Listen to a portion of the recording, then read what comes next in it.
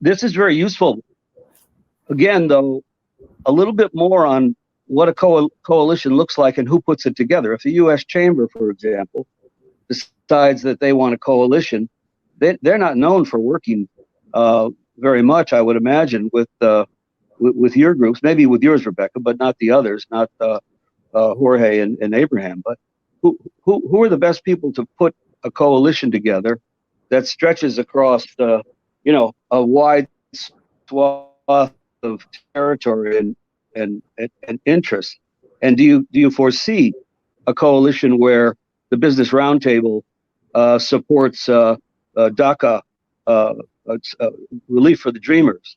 And do you foresee a coalition where Jorge, your group, or Abraham, your group, would lobby on behalf of reform of H-1B visas and other things that Rebecca has to be focused on? Is that realistic with a Biden presidency and a democratically controlled Congress? I guess, Jorge, you're the political guy here in terms of Hill experience. So what do you think about that? Sure. So I mean, one thing that I'm happy to say is that the political environment of the last few years, especially with respect to immigrants, has really expanded the interest in working on these issues and has brought many more people into the work than were participating just not too long ago, right? Just a handful of years ago. It's clear that a great deal more collaboration is necessary. We absolutely need to become more collaborative in our work with others to identify problems, share ideas, conduct research, share resources. Well, one of the issues that we face as organizations that work on immigrant rights issues is that we find ourselves often competing against each other, right, for what is a limited pool of resources. And the problem with that is that it keeps us from being able to build on each other's successes, and by extension, limits the acceleration of progress. So a more collaborative approach that would call on leaders across sectors to work together to help us expand our collective resources, create a greater level of intellectual diversity, but also force us to sit down and reconsider our overall approach is critical. And frankly, the bottom line is that we need to collectively find ways to connect with people that are on the other side of this issue, and those who may not be on the other side, but are just ambivalent in deep and personal ways, to speak to connect with them and to speak to common values. We have to focus on increasing the overall solidarity that people feel and creating communities, fostering communities where more and more people feel like they belong, because that's ultimately how we create or increase the likelihood that we can achieve significant and enduring change in this country.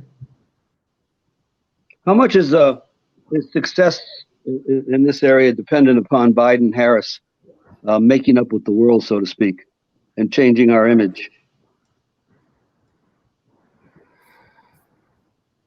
Rebecca? I'm sorry, can you repeat the question? You were cutting out a little bit. Yeah, I'm sorry. How much of what we need to get done on reform depends on Biden and Harris really effectively creating policies that make up with the world for the last 4 years? Mm-hmm. Yeah, I mean, I believe that if Biden's elected, right, there's going to be another, like what happened after the Romney loss, another autopsy, and a big lesson will be the foolishness of the Republican Party on immigration. And I think it's up to us as advocates on the business side, or, with Jorge and also Abraham on the advocate side, to really push to make sure a Biden-Harris administration will do immigration reform, starting with the Dreamers off the gate within the first 100 days, as we've seen with the Obama administration, that once we miss that opportunity in the first term, it's going to be, or even the first 2 years, right? It's going to be a lot more difficult. But I will also say, and just, I think back to Abraham's kind of question earlier, right? I think, we believe even if Trump is reelected, we, do expect that he will to some extent betray his anti-immigrant base. We know that there is an immigration reform proposal that Jared Kushner wants to push through. Trump has already said that DACA and TPS are his hostages. There are certain things that he wants, and he needs these hostages to trade, right? And so, his deal in terms of trading the lives of immigrants living in terror and uncertainty for what he wants in the future on immigration. Our expectation is if he were to win, there will also be an immigration fight next year. And for both scenarios, right, the economic reality is that the U.S. needs immigrants at the high and the low skill ends in order to strengthen our nation and create jobs. So I think, more than ever, these coalitions are important. Biden's elected, got to hold him accountable, and Harris to go out with guns blazing with the best package we can get. And then I think there is an opportunity too if Trump is reelected. Great. Let me ask Olivia, who's backstage, if we have any questions, let's bring them up, or bring the people to the stage, or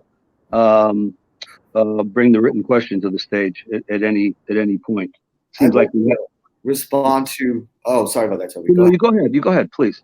So just respond to a couple of things that Jorge and Rebecca just brought up. I mean, I think when we're looking at trade-offs, right? Rebecca brought up and so trade-offs has actually been sort of the immigrant rights approach to a lot of this stuff, which makes it hard for this coalition that you speak of, Toby, right? And so it's always been a trade-off. It's like, well, here we'll deal with the dreamers, but we also want mass deportations, right? And so this is the way that immigration has been negotiated, and this is a way that actually is detrimental to a rights movement as it is. Now, going back to your question about a coalition, I think what has been supportive and what has been beneficial is the immigrant rights movement also joining other coalitions, right? And so we've seen how the LGBTQ community, right, is also bringing up their issues, but then also bringing up an immigration angle to their issues. We see the religious movement bringing up, their angle with religious freedom against the Muslim ban.